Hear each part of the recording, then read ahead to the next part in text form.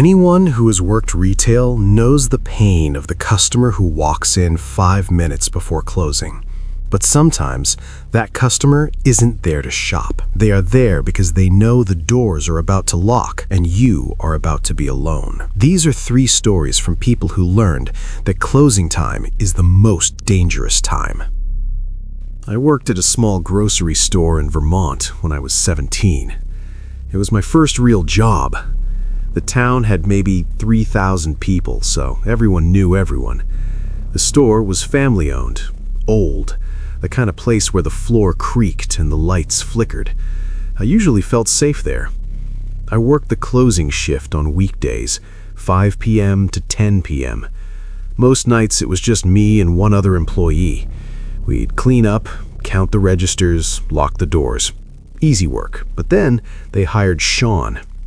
Sean was in his mid-20s, quiet, kept to himself mostly, but he started asking me personal questions. Where did I go to school? Did I have a boyfriend?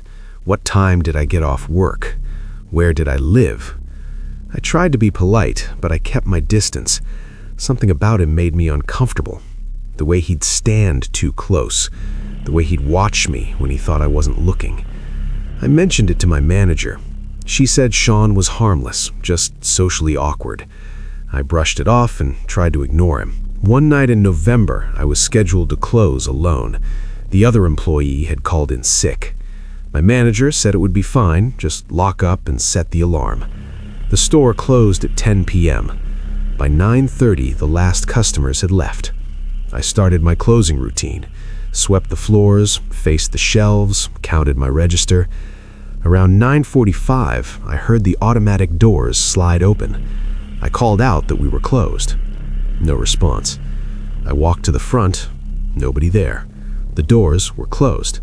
I figured the sensor had malfunctioned. Went back to counting. Then my phone buzzed. A text from an unknown number. It said, "You look pretty when you're working alone." My stomach dropped. I looked around the store. Empty. I checked the security monitor behind the customer service desk. The cameras showed the parking lot. One car. Sean's car. He was sitting in the driver's seat, just sitting there, watching the store. I felt sick. I texted back, "Who is this?" The reply came immediately, "You know who." I locked the front doors. My hands were shaking. Why was Sean still here? His shift had ended at 8. Another text.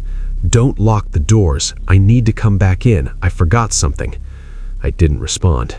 I grabbed the store phone and called my manager. No answer. Called my mom. No answer. Everyone was asleep. It was almost 10 p.m. on a weeknight. I was alone. I watched the monitor. Sean got out of his car, started walking toward the store. I backed away from the doors. He tried the handle. Locked. He knocked. I didn't move. He knocked harder, called my name, said he just needed to grab his jacket from the break room. I didn't want to seem paranoid. Maybe he really did forget his jacket, but something felt wrong. I called out through the door, "Your jacket isn't here. I'll bring it tomorrow." He said, "No, I need it tonight. Please open the door." His voice sounded different, angry. I said, "I'm not supposed to open the doors after closing." He stopped knocking, just stood there, staring at me through the glass. Then he pulled out his phone. My phone buzzed. Another text. "If you don't open the door, I'll wait for you in the parking lot. You have to leave eventually." I froze. He was right. My car was in the parking lot. I'd have to walk through that dark lot to get to it, and he'd be waiting. I called the police, told them everything. The texts, Sean waiting outside. They said they'd send an officer, but it might be 20 minutes. I watched Sean on the monitor. He walked back to his car, got in, just sat there, waiting, watching the doors. 15 minutes passed. 20. Finally, I saw police lights. A cruiser pulled into the lot, parked next to Sean's car. The officer got out, talked to Sean through the window. After 5 minutes, Sean drove away. The officer came to the door. I unlocked it. He asked if I was okay. Took my statement, asked to see the texts. I showed him everything. He said Sean claimed he just wanted his jacket, said he didn't mean to scare me. The officer suggested I get a restraining order, said Sean's behavior was concerning. I finished closing the store. The officer waited with me, walked me to my car. I drove home, told my parents everything. They called the store owner. Sean was fired the next day, but here's what made me quit. 2 days later, I was at home. My mom knocked on my bedroom door, said there was a package for me. I went downstairs, a small box on the porch, no return address. I opened it. Inside was a jacket, Sean's jacket, the one he said he needed, with a note. I never forgot my jacket. I just wanted to see you after hours, alone. I called the police, showed them the package. They went to Sean's apartment. He was gone, packed up and left. They never found him. I quit the store that week. Never worked retail again. Have you ever worked with someone who made you feel unsafe? Trust your instincts. All right, story number 2. This story comes from a guy named Alex. He's 24 and worked at a clothing store in a mall in Arizona. It was a chain store, busy during the day, dead at night. His shift was usually 4 p.m. to 10 p.m., mall closing time. He'd worked there for about 8 months without any problems. The job was boring but easy. Help customers find sizes, work the register, fold clothes. Most nights, the last hour before closing was completely empty. Nobody shopping, just Alex walking around straightening racks. One Thursday in March, a man came into the store at 9:45, 15 minutes before closing. Alex greeted him, asked if he needed help finding anything. The man said no, just browsing. He looked normal, maybe 40 years old, jeans and a t-shirt, nothing unusual. Alex went back to folding shirts, kept an eye on the man. He was walking around, looking at jackets, pants, taking his time. At 9:55, Alex announced that the store would be closing in 5 minutes. The man nodded, kept shopping. 10 p.m. came. Alex made another announcement. The store is now closed. Please bring your items to the register. The man didn't respond. He was in the back of the store, near the fitting rooms. Alex walked over, politely said, "Sir, we're closed. I need to lock up." The man turned and smiled, said, "I know, I'm almost done." Went into a fitting room, closed the door. Alex waited outside. 5 minutes passed. He knocked. "Sir, are you all right in there?" The man said, "Just a minute." Alex was getting frustrated. He had closing duties, needed to count the register, clean up, get out by 10:30. At 10:10, the fitting room door opened. The man stepped out, empty-handed. Alex asked if he wanted to purchase anything. The man said no, nothing fit, smiled again, started walking toward the exit. Alex felt relieved, finally. But then the man stopped at the front of the store, turned around, said, "Actually, I do have a question." Alex sighed. "What can I help you with?" The man said, "Do you work here alone?" Alex felt his stomach tighten. He lied, said, "No, there are 2 other employees in the back." The man nodded slowly, said, "That's strange. I didn't see anyone else." Then he left, walked out into the mall corridor. Alex locked the front gate, pulled it down halfway. Store policy was to keep it open until he finished closing duties in case other employees needed to get in or out. But he felt uneasy, something about that question, "Do you work here alone?" He checked the fitting room the man had used. Empty. But there was something on the floor, a small piece of paper. Alex picked it up. It was a receipt from a hardware store, dated that same day. 2 items purchased, zip ties and duct tape. Alex's blood ran cold. He pulled the gate all the way down, locked it, grabbed his phone, called mall security, told them what happened. They said they'd send someone to check the area. Alex finished his closing duties as fast as possible, kept looking over his shoulder. 15 minutes later, a security guard knocked on the gate. Alex let him in. The guard said they'd reviewed the mall cameras. The man had left the building, got in a white van, drove away. But here's what made Alex's skin crawl. The man had been in the mall for 3 hours before entering Alex's store, just walking around, checking different stores, looking for employees working alone. The security guard walked Alex to his car, told him to be careful, Report anything suspicious. Alex got in his car and locked the doors immediately. Started driving home. He lived about 20 minutes away. Halfway home, he noticed headlights behind him.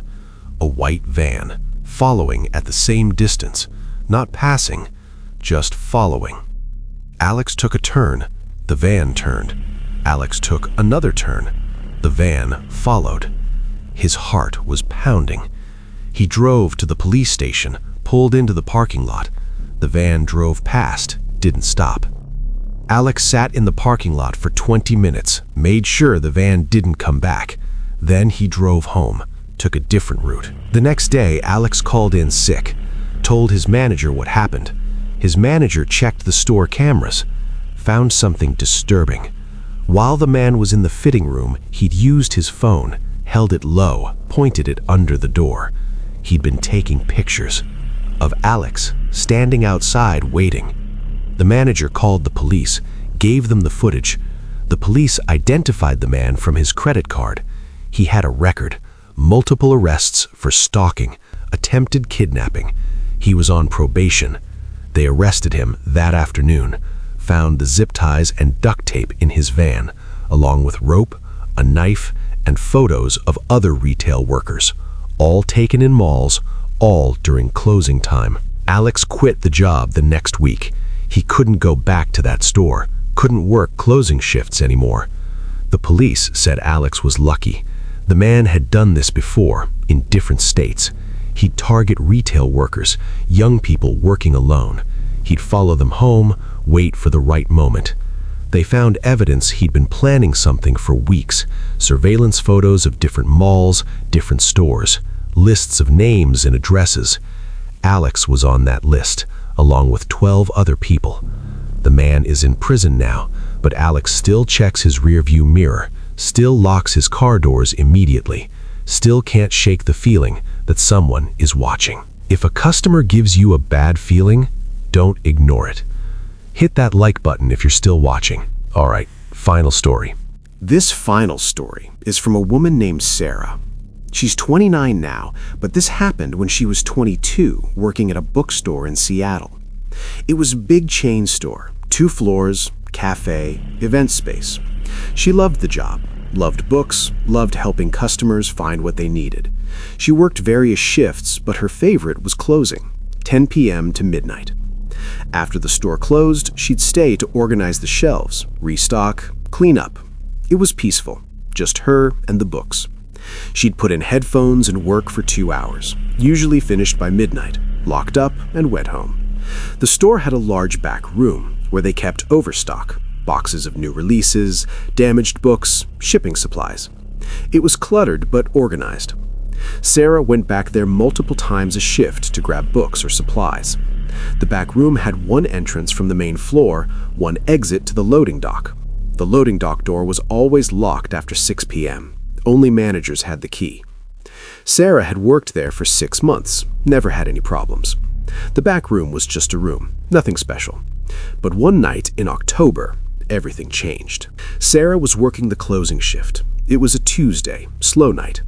The store closed at 10. By 10:15, the last customers had left. Sarah locked the front doors, started her closing routine. Around 10:30, she needed to grab a box of bookmarks from the back room. She walked through the swinging door into the back. The lights were on. She walked past the rows of boxes to the supply section. That's when she heard it. Breathing. Heavy breathing, coming from the far corner of the room, behind a tall stack of boxes. Sarah froze. She called out, "Hello? Is someone there?" The breathing stopped. Sarah's heart was pounding. She walked slowly toward the corner, peeked around the boxes. Nobody there. Just more boxes, empty pallets. She felt stupid and brushed it off as the ventilation system. Old buildings make weird noises. She grabbed the bookmarks and went back to the main floor, continued her work. At 11 p.m., she needed to go back to the storage room again, this time for a box of bags. She pushed through the swinging door, stopped immediately. The lights were off. All of them. Sarah always left lights on. She reached for the switch, flipped it. Nothing happened. The bulbs were out. All of them. She pulled out her phone, turned on the flashlight. The beam cut through the darkness. She could see the boxes, the shelves. Everything looked normal. She started walking toward the supply section. Then she heard it again. Breathing. Closer this time, right behind her. Sarah spun around, shined her light. Nothing. Empty room. But she could still hear it. Breathing. Slow. Steady, like someone was standing right next to her. She ran, dropped her phone, didn't stop to pick it up, burst through the swinging door onto the main floor, slammed it behind her. Her hands were shaking. Sarah didn't go back in that room. She called her manager, told him what happened. He said he'd come check it out. Arrived 20 minutes later. They went into the back room together. Lights were on now. Everything looked normal. Sarah's phone was on the floor where she'd dropped it. Her manager checked every corner, every stack of boxes. Nobody there. He said maybe she'd imagined it. She was tired, working alone. The mind plays tricks. Sarah wanted to believe him, but she knew what she'd heard. That breathing had been real. Someone had been in that room with her. Her manager helped her finish closing, walked her to her car. Sarah drove home, tried to forget about it. The next day she came in for her shift. Her manager pulled her aside, said they'd reviewed the security footage from last night. The back room didn't have cameras, but the loading dock did. The camera showed something disturbing. At 9:55 p.m., 10 minutes before the store closed, a man had approached the loading dock door, tried the handle. It was locked, but the camera showed him pulling something from his pocket, a key. He'd unlocked the door, entered the building, went into the back room. Sarah felt sick. Someone had been in the back room while she was working, hiding between the boxes, watching her. Her manager called the police. They came and reviewed the footage. The man had stayed in the back room for over an hour. The camera showed him leaving at 11:20 p.m., right after Sarah had run out. He'd left through the loading dock, locked the door behind him, like he'd never been there. The police asked how he got a key. Nobody knew. The loading dock keys were only given to managers. They were numbered, tracked. None were missing. The police pulled images from the footage, ran them through facial recognition, got a hit. The man was a former employee. He'd worked at the store 2 years earlier, quit suddenly, never returned his keys. The company assumed he'd lost them, never changed the locks. The police went to his last known address. He didn't live there anymore. They tracked him to a motel across town, found him there, arrested him for trespassing and stalking. When they searched his room, they found something that made Sarah's blood run cold. A notebook filled with pages about her schedule, her car, her routine, where she parked, what time she usually finished closing. Everything. He'd been watching Sarah for months, coming to the store during her shifts, pretending to browse, memorizing her patterns. He'd been planning something. The police found rope in his car, duct tape, a knife. He wouldn't say what he was planning, just said he wanted to talk to her, alone. He's in prison now. Sarah quit the bookstore, moved to a different city, started over. But she still can't stand being in storage rooms, back rooms, any enclosed space where someone could hide. She checks every corner, every shadow, still listening for that breathing in the dark. That's it for tonight. 3 people who thought closing time meant safety. Check your back rooms, trust your gut, and subscribe to SpookFeed if you want more true stories that'll make you rethink working alone. Stay safe out there.